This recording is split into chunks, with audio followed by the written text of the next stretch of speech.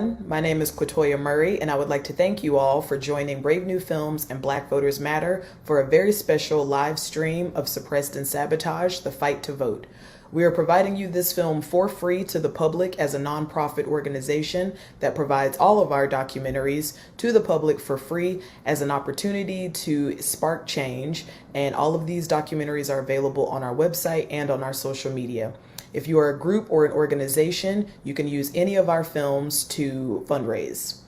Your active participation in today's screening is a very important step in helping us mobilize and make change, and also for allowing Brave New Films and Black Voters Matter to continue to mobilize in our communities. We appreciate Senator Bernie Sanders for his collaboration on our screening and for his consistent leadership in the fight for social justice and against corruption. Mr. Sanders has been a longtime supporter and friend of Brave New Films since the release of Outfoxed in 2004. And now, without further ado, Senator Bernie Sanders. Let me begin by thanking Black Voters Matter for the work you are doing to protect and expand voting rights. The election in November is the most important election in the modern history of our country. Democracy is at stake, and for the future of our kids and future generations, this is an election we cannot lose. As everyone knows, our country has had a long and shameful history of voter suppression. We have been engaged in an ongoing project for many, many years now to expand participation in our democracy. Thankfully, we have made some real progress in that struggle. But our work is not done, not even close. In fact, as all of you know, the right to vote is now under severe attack in the United States of America. People who cannot win elections based on their ideas hope to win them by making it impossible for their opponents to vote. This is outrageous, this is un-American, and this is something we will not accept. Donald Trump and cowardly Republican politicians all over this country are working overtime to suppress the vote. Instead of trying to increase voter turnout, they are making it harder and harder for people to participate in the political process. It is not acceptable that in America, people sometimes wait on lines for hours to vote, as long as 7 or 8 hours in the United States of America. That is not an accident. That is voter suppression. And it is what Trump and the Republican leadership want. If we are serious about calling ourselves a democracy, we must defeat this effort at voter suppression and firmly establish that the right to vote is an inalienable and universal principle that applies to all American citizens 18 years of age and older. Our goal must be to increase voter turnout, not decrease it. As American citizens, all of us are entitled to freedom of speech, freedom of religion, freedom of assembly, and all the other freedoms enshrined in our Bill of Rights. And to my mind, at the top of that list is the right to vote. So at a time when voter suppression is taking place all over this country, we must make it clear that casting a ballot for American citizens is not a privilege, it is a basic, fundamental, constitutional right. Please know that I am with you in this fight. In this difficult moment in American history, we must do what Americans have always done when change is needed. We must stand together, organize, and fight for the country we know we can become. Thanks very much. Keep up the great work. New voter ID laws effort to purge voter rolls ahead of the 2024 election. States are seeing more threats to election workers. Armed individuals showing up at polling locations. Photos of people with their faces covered, wearing tactical gear, and carrying guns. Targeting voters of color, young people, people with disabilities, working class Americans. Closing polling places in our community, eliminating drop boxes in our community. We are witnessing a tidal wave of voter suppression around the country. Driven by Donald Trump's claims of a stolen election, we see states across the country passing laws that make it harder for some people to vote. I don't want everybody to vote. Elections are not won by a majority of people. They never have been from the beginning of our country, and they are not now. If you want to understand how voter suppression can actually impact the outcome of the election, just go back to 2018 in Georgia in the governor's race between Kemp and Stacey Abrams. Georgia greased the wheels of the voter suppression machine that ultimately was replicated across the country. Stacey Abrams looking to make history by becoming the nation's first female African-American governor.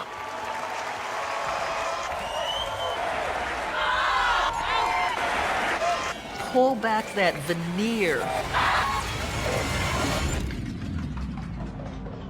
and you see something really rotten happening. It's almost like termites coming in, they're in the wood, they're eating the wood away, and you don't even realize your house is getting ready to collapse until it's almost too late.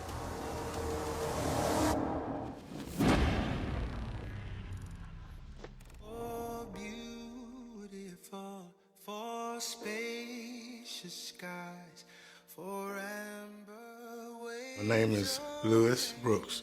I live in Thomaston, Georgia, Upson County. And I've been living here my whole 89 years, except the 2 years I spent in service in Korea. In I believe it was 55 or 56, that's when they started to letting black people vote in Upson County. When I went to register to vote, it was tough. They asked me all kind of questions to try to keep me from registering. I passed the test. Once I got my voting right, I decided I wasn't going to let anything stop me from voting.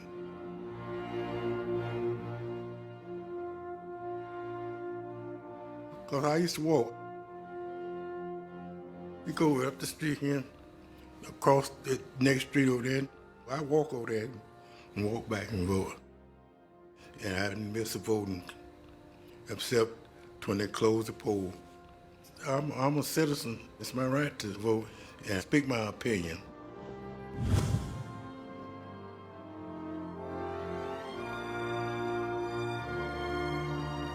Now I got disabled and I couldn't do no driving. I know I couldn't afford to go that far to vote. This was in a black neighborhood. It made me feel like they would close it down to keep the black people from voting, because most black people vote Democrat. They only closed one white voting place. Everybody from out here in the black side had to go clean over there to the white section to vote.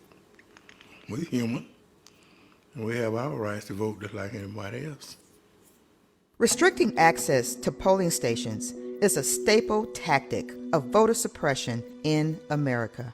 Texas leads the nation in polling place closures, having shut down 750 precincts in the past decade in largely Latino and black areas. The state slashed the number of polling places from 3,700 to just 170, a 95% reduction. That in Jefferson County, in the county that has half of the state's black population, the number of polling locations was actually brought down to 1. A major Supreme Court decision on voting rights, upholding Arizona voting restrictions. One criminalizes the collection of ballots by third parties. The Felix family is pretty large here in Yuma.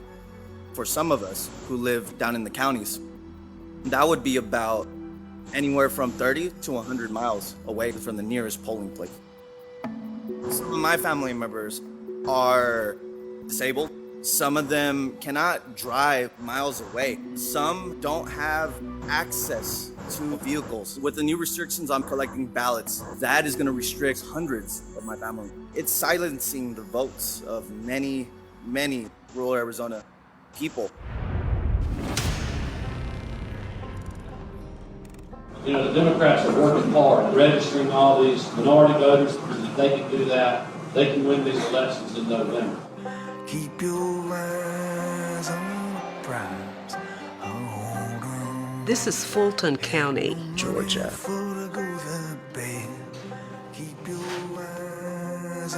Most of my professional career has been in public service of one kind or another, as a teacher, as a government worker.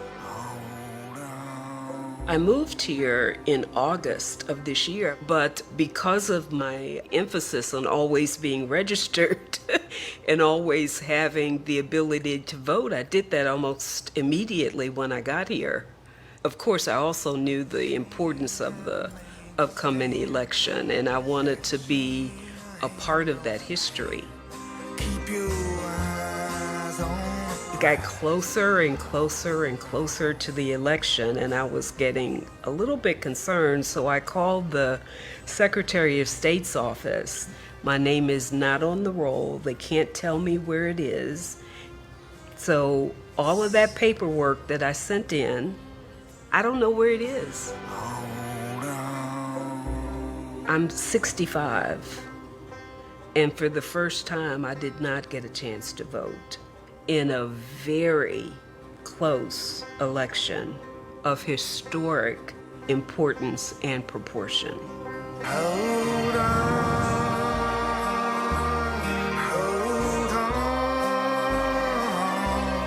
keep your eyes on the prize. What happened in Georgia in 2018 became the model for what's now happening in states all across the country, affecting thousands of voters. In Arizona, a critical state in the 2024 election, Republican lawmakers have been working to obstruct people from registering to vote. 92,000 voter registrations were challenged last year. The proposed legislation creates new requirements for third-party voting organizations helping people register to vote. In a way, our legislators are actually trying to intimidate those of us who are doing the work in our state.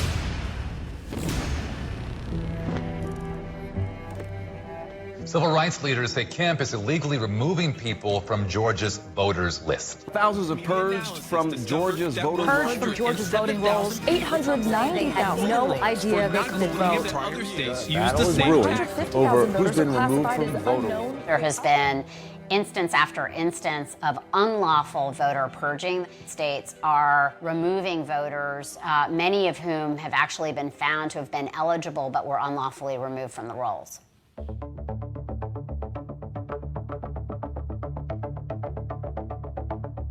I received the purge notice. So I open it up and I read the first sentence. Now I, along with 380,000 Georgians, received the same notice. That's an especially pernicious way to prevent people from voting, because once you register to vote, you would think that you should be able to remain on the rolls. And once you're removed from the rolls, you cannot vote.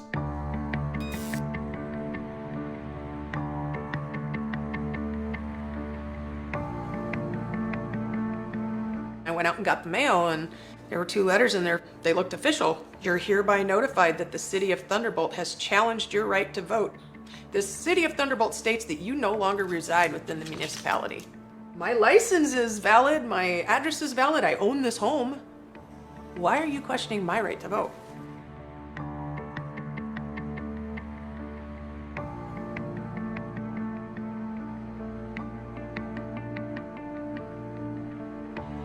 You know, the purges, they've been going on for decades, maybe over a century in this state. Brian Kemp is notorious for erasing the polls and purging people right before the election deadline. He needed to have his hands on the levers. You have an umpire who is also playing in the game.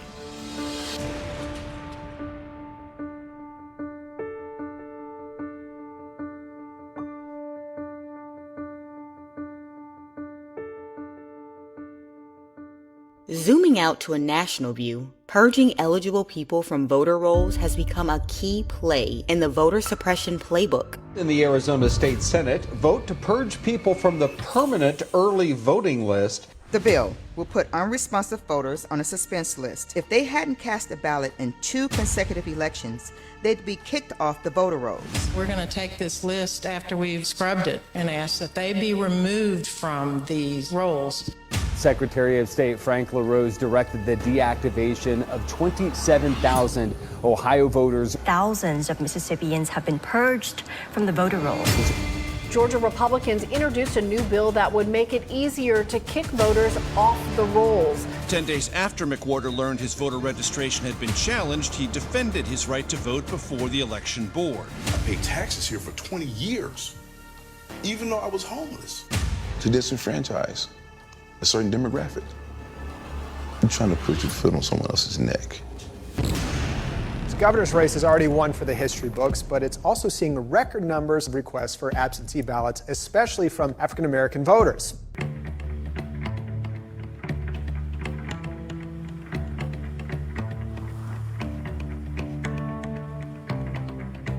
My name is Norman Broderick. I'm in Powder Springs, Georgia, Cobb County. I've did 24 years in the military, deployed to Iraq twice, Bosnia, Saudi Arabia. I voted absentee before when I was deployed. When I was in Iraq the first time, I voted absentee, and when I was in Iraq the second time, I voted absentee. The absentee ballot is a very important tool that exists to allow people, not only just the military, but anybody who happens to be away from their voting station, to be able to cast their vote.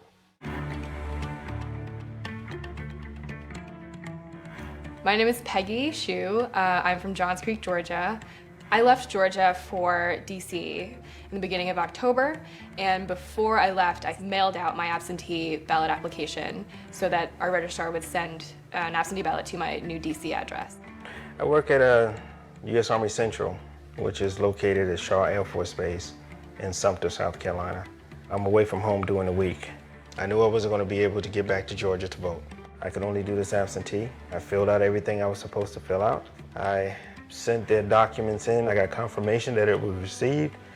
And to my surprise, I did not receive my absentee ballot. I checked my mailbox every day. It was like nearing the end of the month. And so I started calling the voter protection hotline. I called my registrar.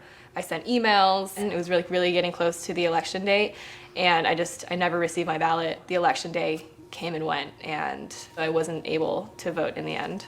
When I contacted my wife and asked her about it, I think it was a couple of days before the election, it came here. And I tried contacting the Georgia Elections Board. I was told they did receive my absentee ballot request. Everything was filled out correctly, but that they mailed it to the wrong address. She admitted that yes, they did mess up, it was their fault, but there was nothing I could do about it. It's too late. It's over with, and my vote will not be counted during this election. It was probably one of the most frustrating things I've ever experienced. After having spent, my entire college career very invested in the political process, it was, like a punch to the gut. It still pisses me off to this day. Being in Baghdad, voting absentee was easier than being 4 hours away trying to vote absentee in South Carolina. I took to Facebook, and like the millennial activist that I am, I recounted my experience in a Facebook post. I wrote, "This is what happened. I wasn't able to vote, and if you had a similar experience, let me know." And my friend from high school, she reached out to me and she said, "I also had struggles trying to get my ballot in." Over the course of 48 hours, we had 40 people. So many people in our immediate Facebook circle knew somebody who had a similar experience to us. People have requested it far in advance. Some people just didn't get their vote in. That was when we really realized that this was not an isolated incident. It was a much bigger issue and a much more deeper rooted sort of phenomenon that was going on. Today, we've worked to get answers about the claim that thousands of voters never got the absentee ballots they requested.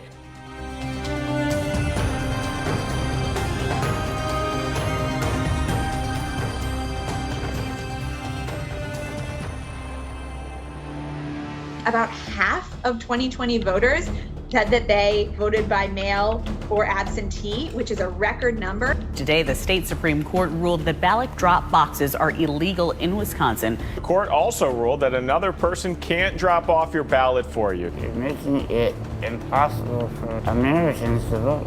The The Arizona Republican Party wants to do away with the most popular form of voting in our state.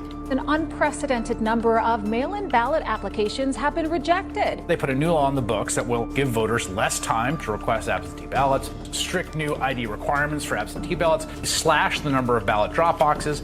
Florida Governor Ron DeSantis signed new voting reform legislation into law. The law includes limits on drop boxes and changes to how people sign up for vote by mail. I missed out on a pivotal city council race last year because I did not realize that I had been removed from vote by mail. I did not get any notification. Unfortunately, I will have to re-enroll every cycle now after each election is over. Great Tuesday morning, election day. I live in the South. I'm always worried about election day. Have a great morning and go vote. Oh yeah, gotta go vote today. Since I became a citizen, I have not missed an election. I showed up and a very nice lady, she looked at my ID and said, "No, you're not registered." And I said, no, wait a second. Here's my registration card, and showed them that I was registered. And they said, yeah, but your name is Del Rio with a space, but your voter ID says Del Rio one word, and therefore it doesn't match. In the voter registration, my name shows as Del Rio with a space. My ID is Del Rio, no space.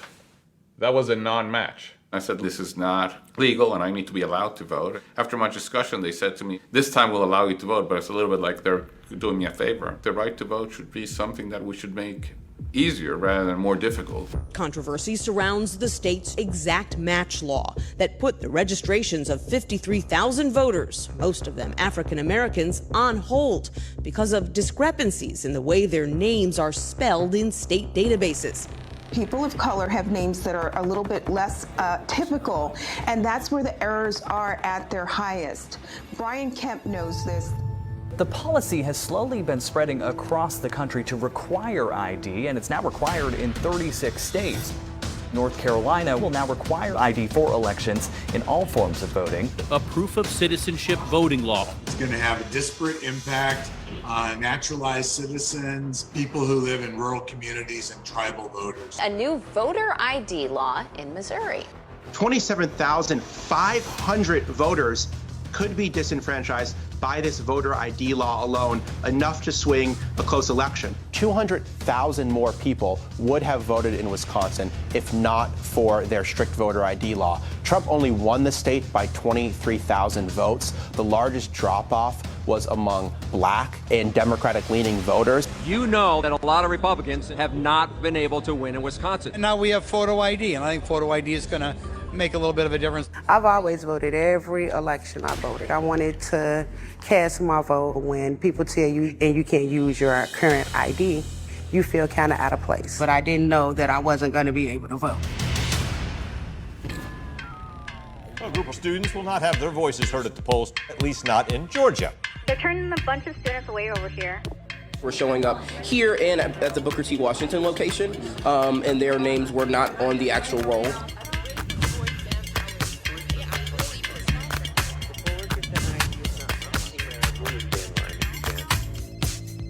First, they told me I was at the wrong polling station. They said, you didn't get registered. I was like, what do you mean? And there was only about 4 voting ballot booths. They didn't process my registration didn't go through. I walked back to my dorm and said, I guess I just won't vote. Just before I went to vote, I had been in an African American history class where we were actually talking about voter suppression, about what was it like for people that were going to vote. I filled out a little slip of paper, gave it to the poll workers. They looked up at me and they said, it's coming up in our system as though you're not a citizen of the United States. I just sort of looked at them like they had two heads. Like, I'm sorry, I was born in New York, what? The thing was that I had brought proof that I was a US citizen. I had with me my driver's license, my passport card, and my Emory student ID, but they would not look at the passport card whatsoever to prove that I was a citizen. I walked out crying. What I learned in history class just hours before, this happened to me in 2018. A Texas representative is proposing a bill that would ban polling locations on college campuses. How can we expect freshmen who've never voted before, don't have a car, to get out to the elections office? Texas allows a concealed gun license to vote, but will not include college IDs. Ohio college students will face voting barriers with the new Ohio voter ID laws. It removes student IDs as a valid form of voter identification. Idaho is joining Texas, North Dakota, Ohio, South Carolina, and Tennessee as states that don't accept any form of student IDs to vote. Removing student IDs from the list of valid forms of identification. We know what you're doing. You don't want students to vote.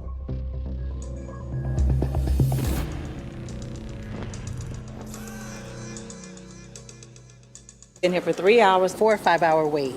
5 hours. This is way, way too long for us to stay and vote. How long have you waited in line here? About 3.5 hours. And you decide you can't stand it? You can't take it anymore? Or are you going to go home? I'm hurting. I'll be back. I got to go take some medicine. It was really good. The lines weren't too long and everyone was super helpful. We don't hardly ever have to wait here. It's always a pleasant experience up here. If you have a fixed resource, an easy way to suppress the vote is to just make that resource unavailable to the people who you don't want to vote.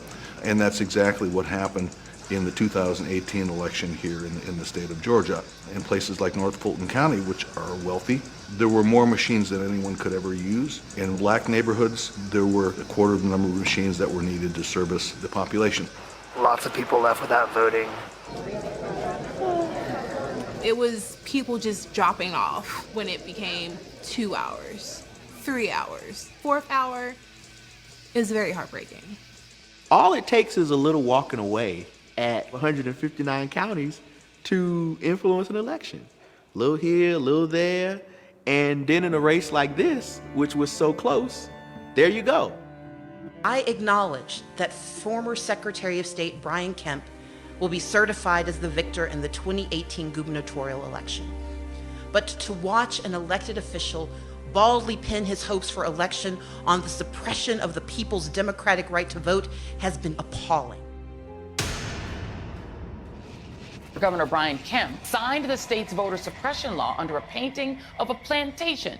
The voter suppression that we saw in Georgia for the 2018 election between Kemp and Abrams was really just a precursor to the voter suppression laws that we're now seeing across the country. They're all based on the same big lie of voter fraud that Donald Trump has been pushing. The 2020 election was the most secure in U.S. history. 11 fake electors gathered weeks after the 2020 election to sign this document, claiming to be duly elected and qualified to cast Arizona's 11 electoral votes for Donald J. Trump. Arizona was among 7 key states that saw fake electors sign documents to subvert the Electoral College process. Before the big lie took hold, we were facing a variety of voter suppression tactics, allowing a democratic process to move forward, but compromising who could participate in it. Once the big lie was introduced, it was as if we jettisoned elections altogether. We're building an army of the awakened. We're taking over election boards. We're flooding the zone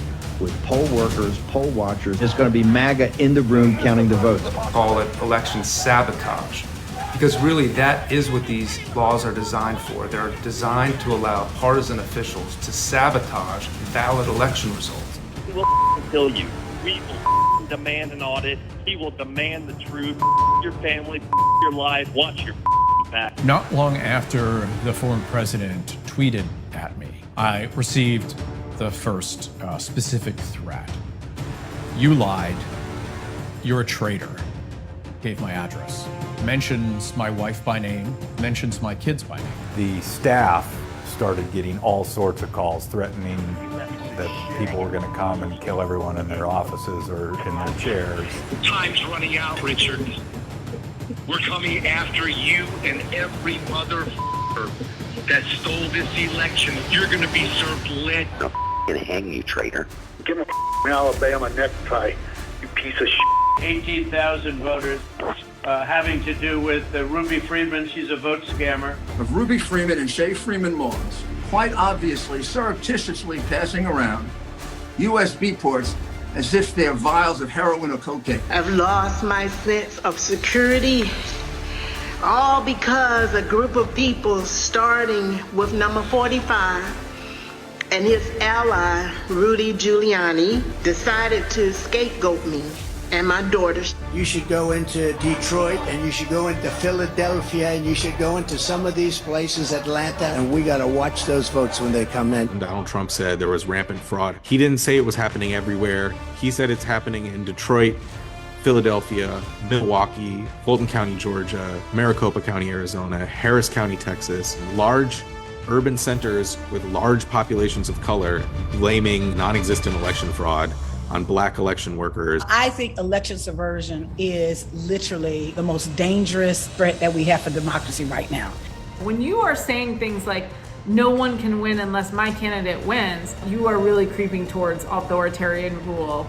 And that is something completely different than we have seen in the past. They recognize that a rising electorate of a multicultural America that happened to be Latino, Black, Asian, and young shared and espoused very different values of what America's future should be. And so instead of fighting for those policy positions, what they decided to do instead was to be politically expedient, to be sloppy, to cheat.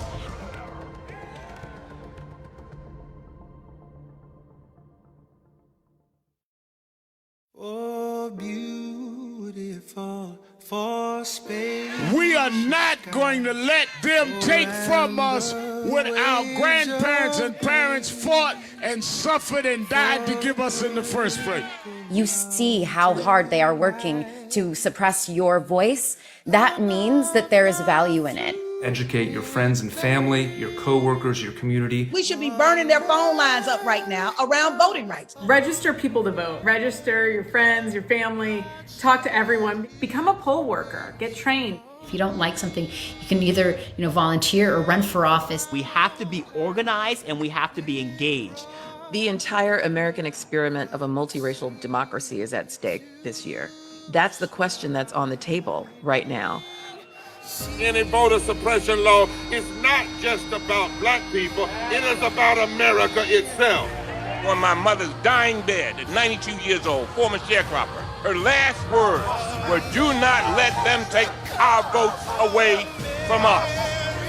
We've got to make democracy together. From sea to shining sea.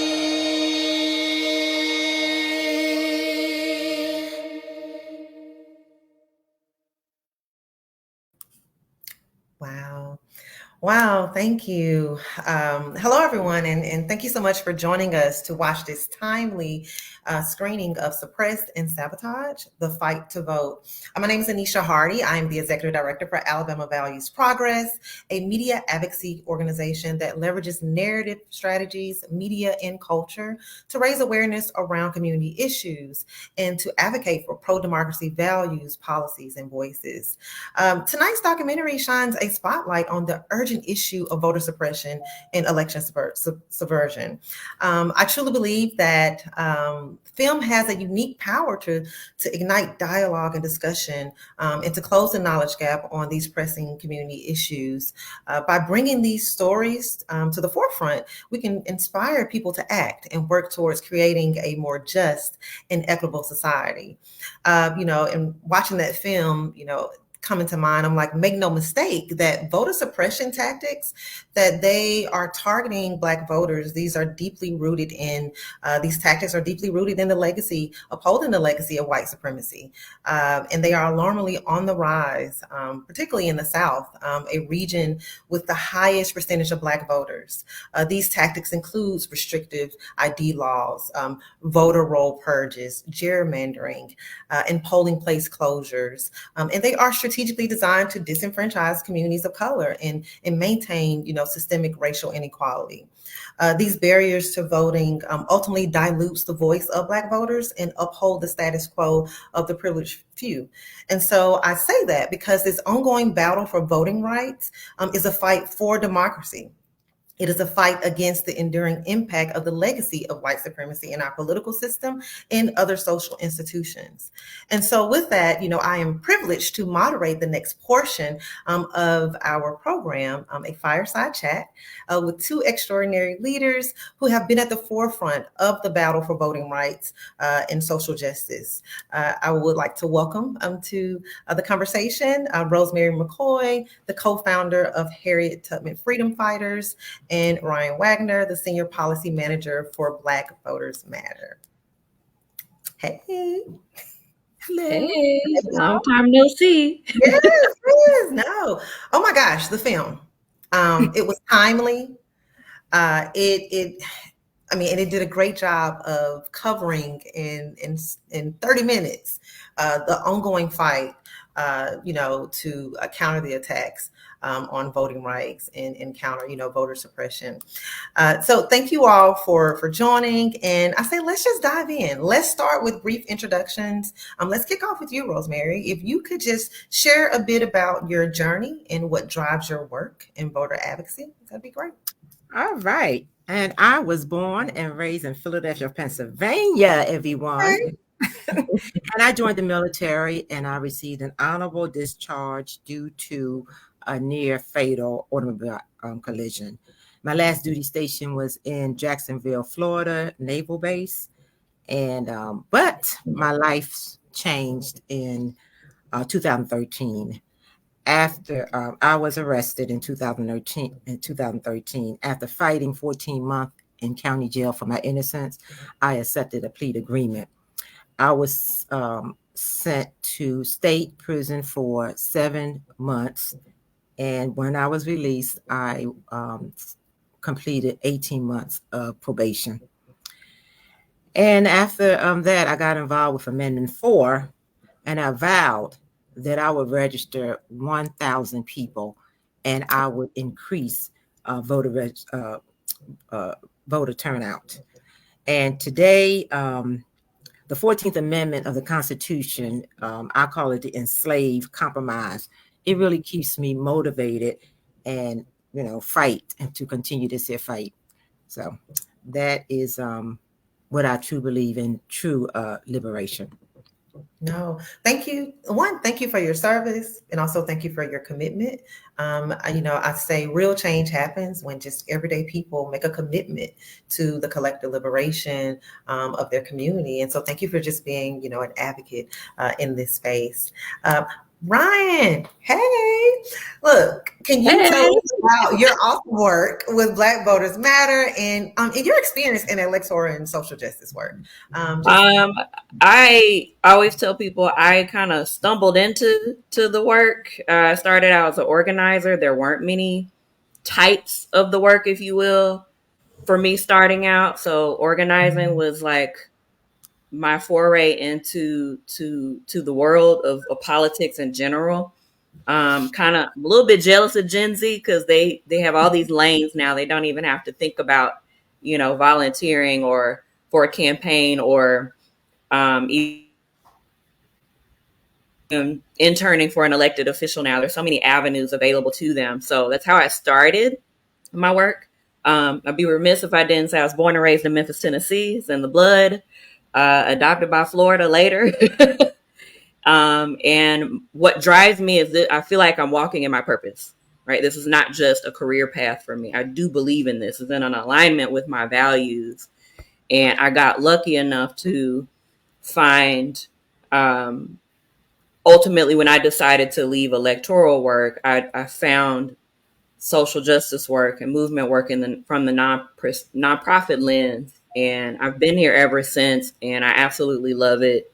Policy is my favorite thing. I'm a nerd at heart, and my role at the end of the day is to connect policy with the people, policy with community, because working in silos is not beneficial to our communities at all long term if we are in fact really about that action, that liberation and freedom mindset and ideology. So that's a little bit about me.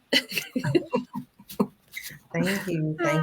Yeah, no, the policy piece is important. If we're talking about disrupting systems, that, we have to have that conversation. Like, we have to have that policy conversation, because I often tell people, unfortunately, some of these systems are working the way they were designed to work. Right. And so, thank you for the work that you're doing, through the policy lens and advocating in that, in that space. So let's just, while the film is still fresh on our mind, let's reference the film, because I can talk to y'all all evening. Right. So the film, it uses the 2018 Georgia, the Georgia race between Stacey Abrams and Brian Kemp as a case study. And we all remember that race. In 2018, in that race we saw a range of suppression tactics, purging of voter rolls, long wait lines at polling stations, strict voter ID requirements. The film illustrated that for us. In these tactics, they disproportionately impact underserved and underrepresented communities, particularly Black voters. And these tactics are not just native to Georgia. We saw these tactics happening across the country, particularly across the South, which holds the highest concentration of Black voters and, underrepresented and underserved communities. So, Rosemary, I just want to turn to you for a second. What specific tactics did you observe, in the 2018 election, and also in other states? Well, all that you mentioned, the closing sites in predominantly Black community, as it was stated in the film, over 60% of Chatham County, Georgia, voted Democrat. So I also noticed that the film, the demonstrated counties are purged at a rate of almost 4 times. The Democratic counties are rated almost 4 times that the Republican counties. And one thing, like Linda, for instance, Linda was one of the victims that moved, and she completed all her paperwork as, required to do. Mm-hmm. And she waited and waited. And when she realized that she wasn't going to get her voter registration card, she contacted the secretary and found out that she wasn't even put on the roll. And by that time, it was too late for her to vote. The other military gentleman, he was in the military overseas, and he submitted his paperwork for the absentee ballot, and he wasn't. They said they mailed it to the wrong address, so he wasn't allowed to vote. So these situations continue to happen. And the other thing that I noticed was the attack on the elderly. The gentleman, I believe his name was Lewis Brooks, he was able to walk to the polling site. But as he got older, they moved the polling site from a predominantly Black community into a predominantly white community. And the distance, he wasn't able to drive, he wasn't able to walk, and now he wasn't able to vote. So these are tactics that they are using. And that Lincoln Park, their poll site is still closed, has not reopened. Duval County tried us. The city council, they tried to gerrymander. You came on board, Harvard Law School came on board, they represented us, and guess what? We won. And that's what I say, when we fight back, we win. When we get out to vote, we win. So I just want to encourage everyone that's listening, get out to vote, encourage someone to vote, ask at least 5 people to vote, and tell them to ask 5 people to vote. Thank you. That's my story. Yes, no, and thank you for closing out with a call to action. That's what we do. That's what I know. In true advocacy fashion. Rhyane, I want to turn to you, Rhyane. We've seen a rise in voter suppression tactics. Since 2018, but we can also go back, especially since the 2013 Shelby v. Holder ruling and removal of the pre-clearance, Section 5. There's data now. We've had enough elections that have taken place since that ruling where there's data. The Brennan Center for Justice released a report last year showing that since the Shelby v. Holder ruling, states have have passed 100 restrictive voting laws. So, voter suppression tactics, they have become more sophisticated and varied. It's not new. but the approach, right? And we've seen everything again, from the restrictive voter ID laws to the purge of voter rolls, reducing early access to the poll. Any way that we can increase access or make the access equitable to the ballot, we're seeing those efforts being attacked. Rhyane, can you speak to the rise of voter suppression tactics that you've observed recently? And what forms are these tactics taking, and how can we, recognize them? So from my personal experience, I had a front row seat to the tyranny of Ron DeSantis. So following my appearance in this documentary, I had another issue come up with the election police force. And you know me well enough now, I'm not one to be bullied, especially by someone who has made it his personal mission to target Black people in the state of Florida.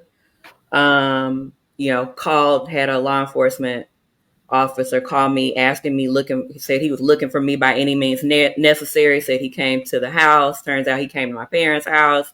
It was a whole thing. And so now I would say it's an escalation of tactics. It's so far beyond voter ID laws. We're at the point where you have Southern governors, right wingers, who are obsessed with bringing back the Confederacy, that will go so far as to remove duly elected Black officials, particularly in Florida. Monique Worrell. It's something about Black women that irks the soul of Ron DeSantis, and I love it. You've had in North Carolina, believe she's the only Black Supreme Court justice on the state court, have to fight for her job because, God forbid, she wants equity and inclusion when it comes to the bench and the attorneys being treated fairly before they come before her court. So it's an escalation. Okay. In addition to the purges, the restrictive changes to absentee ballots in some states is you practically need a doctor's note, right? And just this year, 6 states enacted 7 restrictive laws. Alabama, Dr. Alabama was first out the gate. Alabama and Tennessee were fighting for control, right? Mm-hmm. And so to put a bow on it, it's not stopped, it's an escalation. The idea that this country is changing offends a lot of people, right? And so there's this power grab, this protection of, to be quite honest, a white supremacist power structure, because God forbid you have to share power. This idea that sharing power means you're taking from me is a huge narrative, right? So, and it's fueling a lot of this. This is ultimately, I would argue, a backlash to Barack Obama being president, a backlash, to, I would argue, Citizens United. You've got folks that have all the money in the world, playing in states that they don't even call home, controlling our political narratives. And so I would say it's an escalation. Yeah, no, you said something, and I think it's important for the folks that are watching to even put that in like a more concise context, because you talked about like we're witnessing an all-out fight for control, right, to maintain power. And you talked about the country like changing. This country, often say, this country is becoming more diverse in terms of political, social, and cultural ideology. And then if we're talking about numbers, white men make up 30% of the U.S. population, but they hold over 60% of all elected offices. That math ain't mathing. Make it make sense, right? And so we are witnessing an all-out fight to maintain like a minority, like rule, right, control. And so I'm going to take a note out of Rosemary's book and close that statement out with saying, get out and vote. Like your vote holds power. It's important. You hear the phrase all power to the people, but truly all power to the people. These folks work for us. It's not the other way around. And we do have power, and voting is one of those powers. And, one way to keep people disempowered is to create barrier to information about the power that they have. And so, to you all's point, we have work to do to make sure that voters are educated, that they're tapped in, that they're engaged, and that they're mobilized around every election. So I want to pivot a little bit to a topic that's actually been, discussion in voting rights restoration.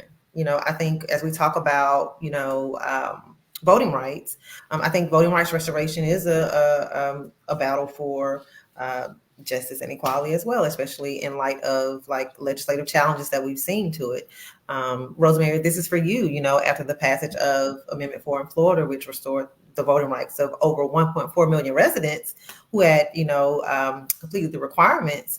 The introduction of the SB 7066 created, significant challenges to that. This law required individuals to pay fines and fees and restitution before they could, vote again, but that disproportionately impacted low income, individuals. And as someone who has been directly impacted by that law, and as a plaintiff in a suit that was challenging it, can you share your experiences and thoughts on the ongoing fight for voting rights restoration? Like, how has laws such as SB 7066 affected, low-income individuals or underserved communities? And what steps do you think can be taken to address these challenges and ensure, equitable access to the ballot? Sure. Yes. We consider unmute for me, Rosemary. Poll tax, and Southern Poverty Law Center, at the time, it was attorney Nancy Abadou. She is now Honorable Justice Nancy Abadou of this 11th Circuit Court Appeals Court. So we are just so grateful and so happy that we do have law firms that are assisting us in doing the work that we need to do. But one of the things that I found is that SB 7066, it put a damper on millions. It's past 1.4, 1.5 million because people are being released every day. So, so the number continues to grow. And but when we passed Amendment 4, it was an excitement. It was almost like Juneteenth. Everyone was out shouting, and because that was a Jim Crow law that we got rid of, right? We destroyed that Jim Crow law and we put it under our feet, so we thought. But the supermajority came in with SB 7066, and now they're telling us that we have to pay court cost fees and restitution. But I want to ask the people, how can you afford to pay court cost fees and restitution when your hands are tied as far as getting a job, getting an education, finding a reasonable place to stay, a roof over your head? How can you also pay this year court cost fees and restitution? So there are still millions of individuals that's out there, and we are out trying to reach them. We have surveys. We're asking if you know anyone that has court cost fees or a felony on their record, to contact us. So we're out there, we're doing a survey. But one of the things that DeSantis did is that he started, we call it police, election police force. There was $2 million poured into this department. And when you think about it, he said that 2020 election was secure. It was fine. And then he did a backwards flip. And he said, oh, no, we had to defend election integrity. So we're asking, well, what's the problem? So they're passing all of these and funding all of these here departments and millions of dollars. He just got an increase of over $1.something million for the department. But we are not going to stop. We believe it's more of intimidation so that people won't come out to vote, but we won't stop. We want the people to realize we want you to contact one of these organizations, Black Voters Matter, Legal Woman Voter, Harriet, Tubman, any one of these ACLU, any one of these organizations that's out there to see if you are eligible to vote, because most likely you are eligible to vote. And we want to make certain that you get out and vote, because when you vote, we win. And if you think about it, if we can change lives 1.5, get them in there and vote, million people, we win. That would be a landslide. Because as the film was showing, over 60% of the Black folks in the community voted Democrat. Not to say that, this is all about the Democratic Party, but this is a party that's fighting for democracy. This is a party that's fighting for liberation. This is a party that's fighting for DEI and fighting for freedom as a whole. What Americans supposed to be. So it has been a long journey, but it has been worth my while. I enjoy what I do, and I will continue to get out and fight for everyone to be able to vote. It's all right. We pay taxes, so we should be able to vote. You should be able to have a say, but it's our voice. Voting is our voice. Voting is something that we all should be able to do, and that's why we all should be able to vote. Yeah. Thank you for sharing that. And this has been a long fight, right? And you mentioned something as you were sharing, and I'm all about connecting dots for folks. I mean, I feel like we're having a conversation, use as an educational moment. You said supermajorities. I think I just want to do a little plug here and just connect the dots for folks and just talk about how the GOP supermajorities and various state legislators are becoming significant barriers to the progress that we're talking about right now, by implementing and upholding policies that suppress voting rights, policies that entrench, partisan power. And these supermajorities, they often pass, these restrictive laws. They pass unfair policies and practices that are not reflective of the needs of the people. They manipulate these, these district boundaries and maps through gerrymandering to maintain power. And this is another reason why, voting is important. Having these type of supermajorities, really distorts political representation and power and the voice of, of our communities. So I did want to just connect those dots for folks that all of this is connected. We talk about these issues as if they are siloed, but these issues intersect. And so the work that you all do, the work that Black Voters Matter does, even the work that Brave New Films is doing by capturing and telling these stories, making sure that we can shift the narrative and build ideological power is important. So thank you again, Rosemary, for sharing. And I want to talk about moving forward, right? I think it's important to, yes, we're talking about all these issues, that are happening, but I think it's important for also to stay rooted in the tradition of the Black radical imagination, right? And just, all is not lost, right? We have to look forward and make a plan, to progress, right? And so I want to just talk about one, what are the key lessons, of importance? If we can take some, from the 2018 race. I know the film used that, but just the key lessons on how we can move forward and just highlighting how voter education and empowerment, is critical. But what are some of the key takeaways and in what ways can they be applied in the upcoming elections? And what can we say to those that are watching that may feel like this is a lot? What can we do, right? And this is for everyone.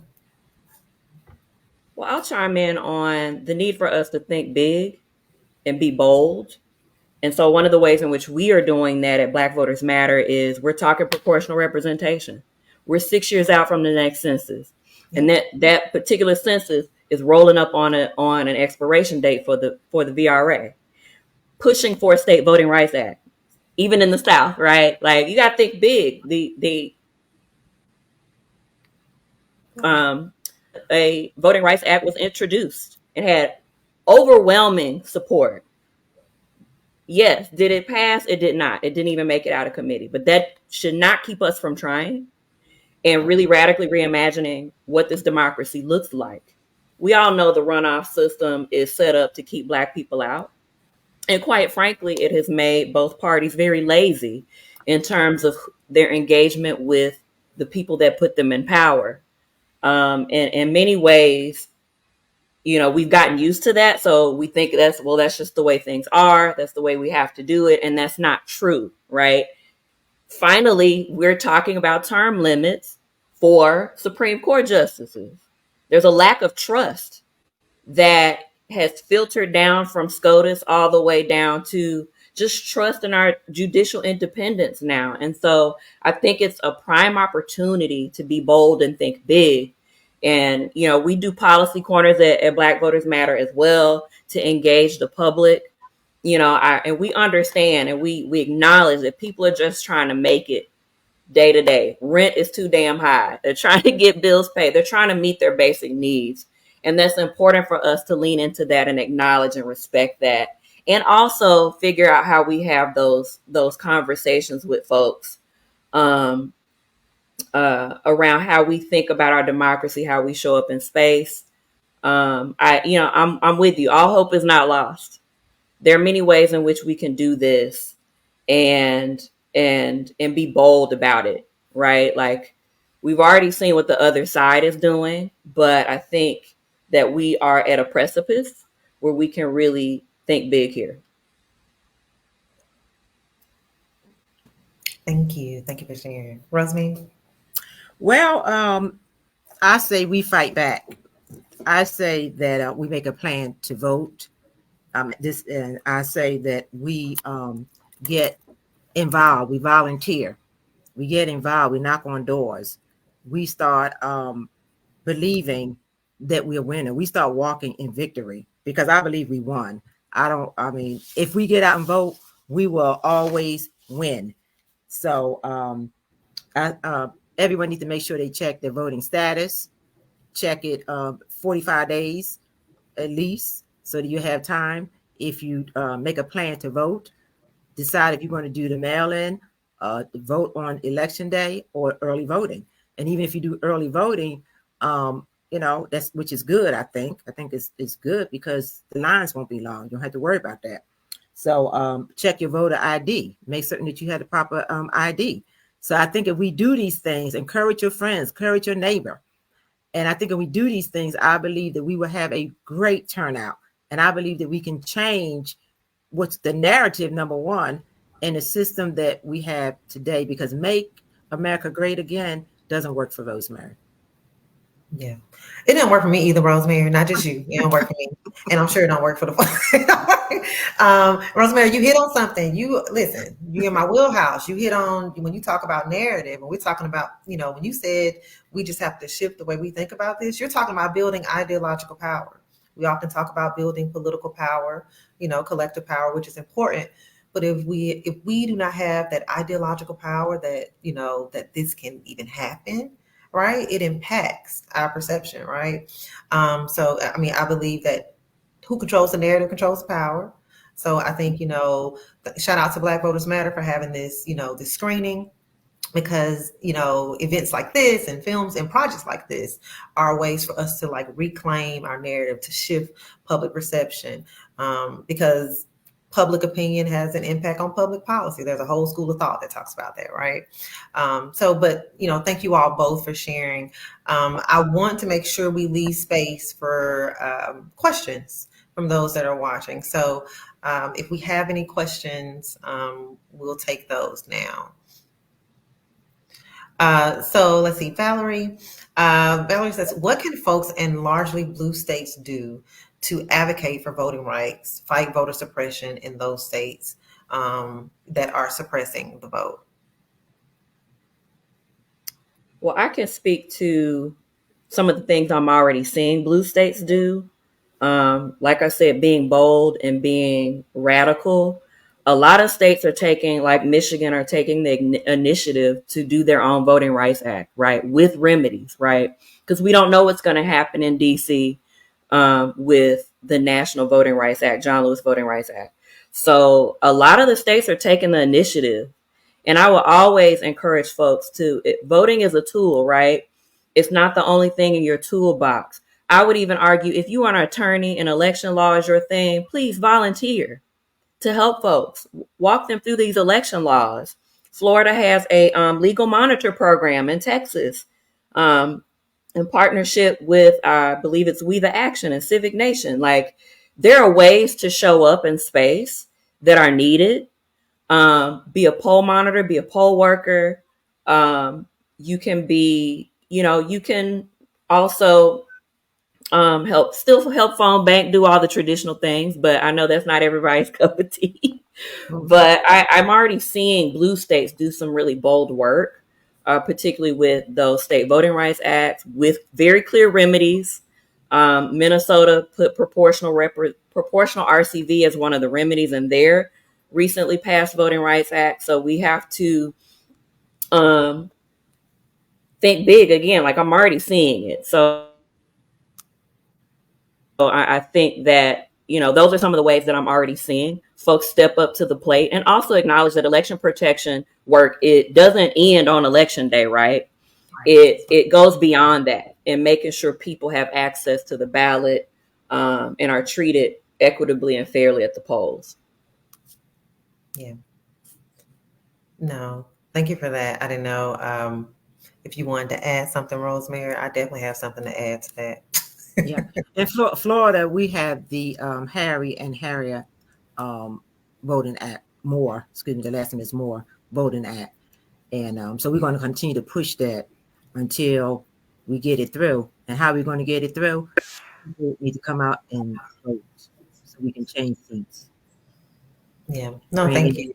And bring in people that have humanity's best interests. Mm-hmm.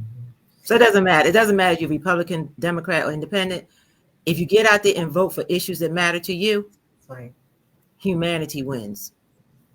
Yeah. And I just wanted to say, tap in with your local advocacy groups, contributing, not just donations, but, volunteering your time and supporting those efforts and amplifying those efforts, raising awareness within communities that you are trusted messengers in. Because a lot of these groups aren't trusted.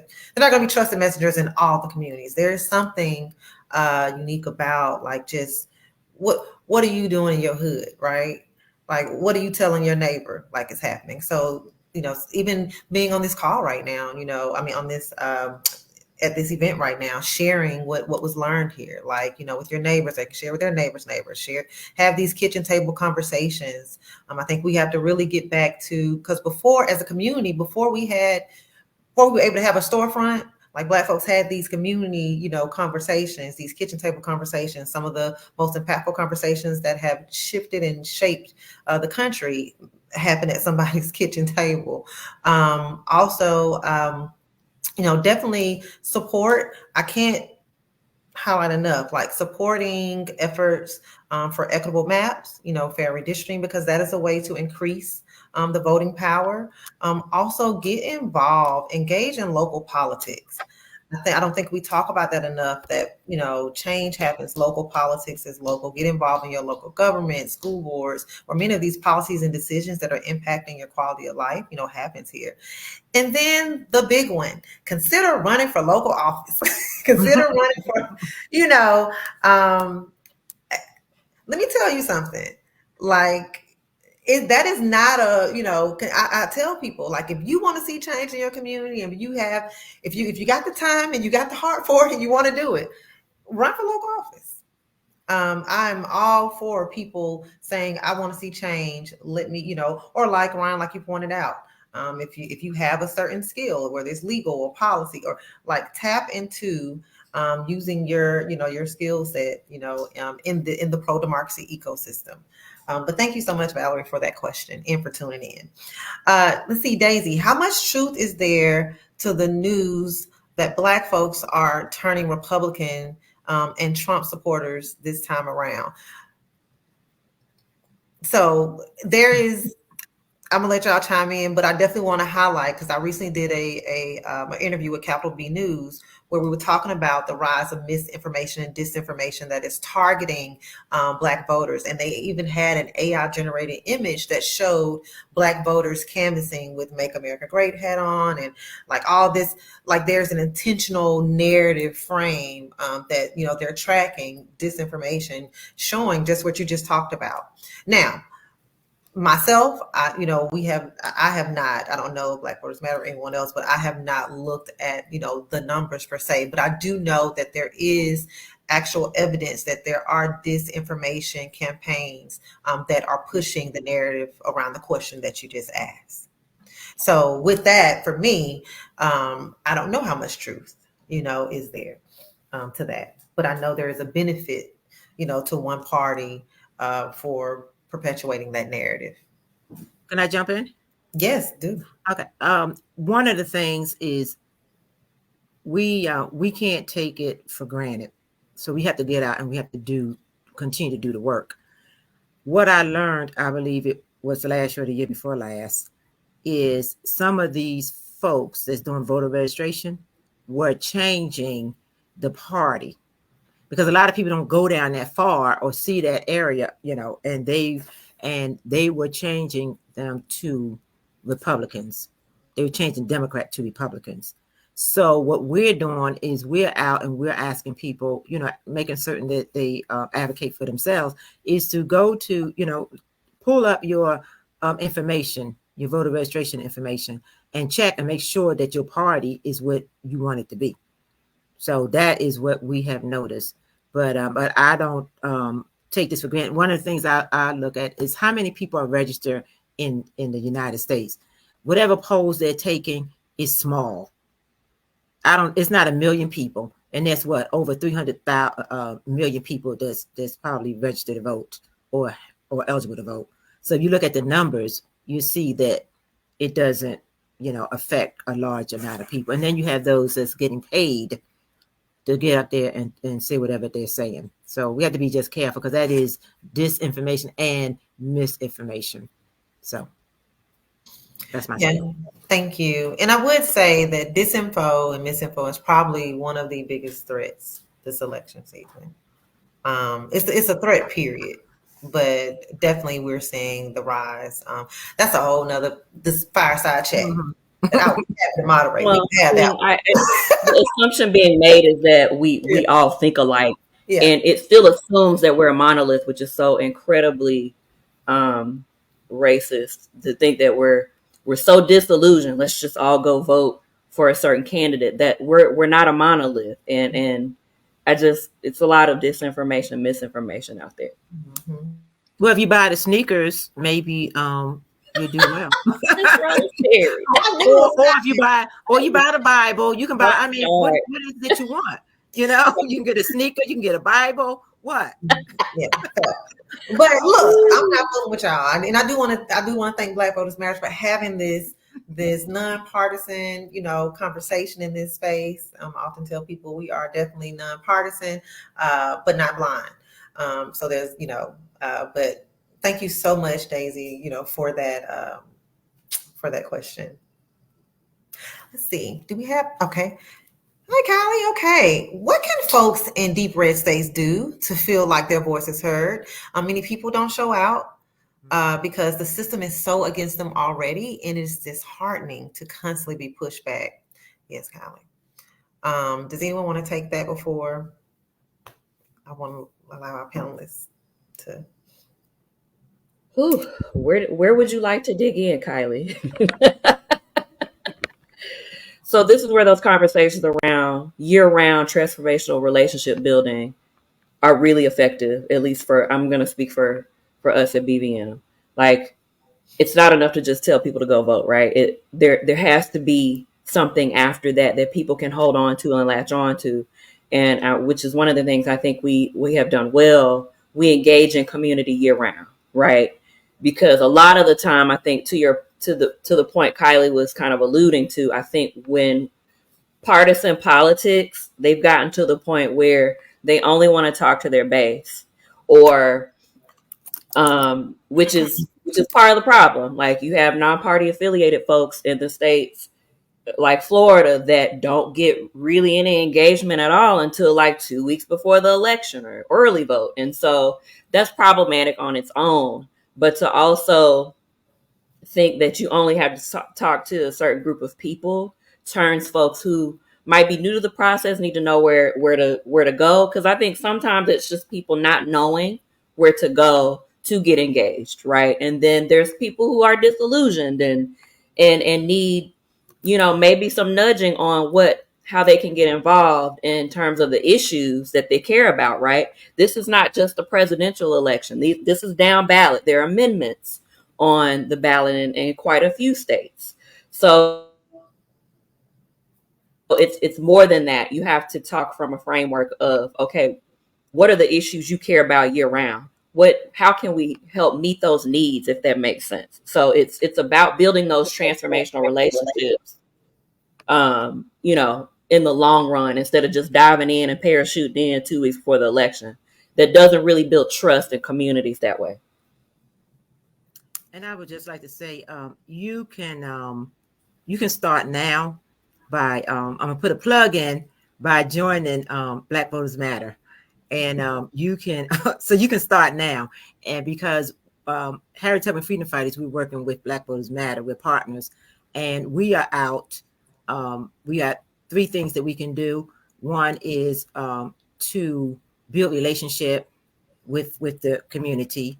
Also, we can do the issue, as Rhyane was saying, issue mining, and you can go out and you can, people can scan the card, or you can talk to them, whichever one you prefer to do, and they can answer this. They can complete a survey, and so that they would know that we are concerned about their issues, and we take those issues to your city council, we take them to your state representative, and we're telling this is what the people want. Until they don't think that they're heard, but if you do that survey, they can be heard. If you join Black Voters Matter, I don't know what state you're in, but join the team, and then you can help make a change. We're out here fighting, and we need all hands on deck, every one of you. And Ms. Rosemary, we're good to pack the court too. We'll pack the court and show up. You got to show up and show out. You got to let these elected officials see your face. Yeah. Right.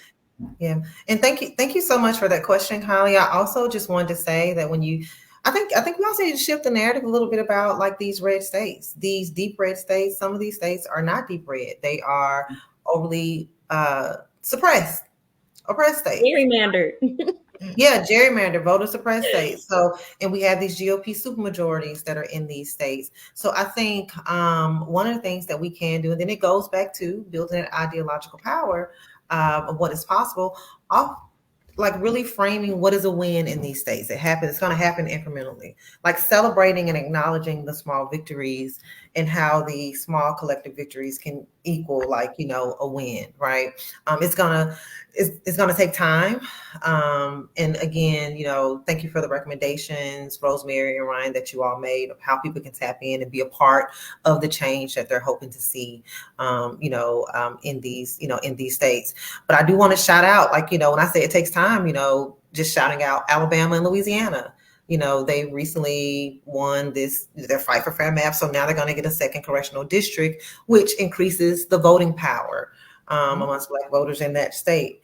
And so that fight wasn't a rapid fight. It was, redistricting cycles to get to this. And so it's going to take us continuously showing up. It's going to take us staying engaged, and informed. I wish that I could snap my fingers and it'll all be okay. But, we just have to keep at it. Right. We just have to keep at it. So I don't think we have any more questions. I think that was the last question. I just want to thank everyone for joining us today. The insights shared here by our panelists. Thank you all. I'll give you all a virtual round of applause.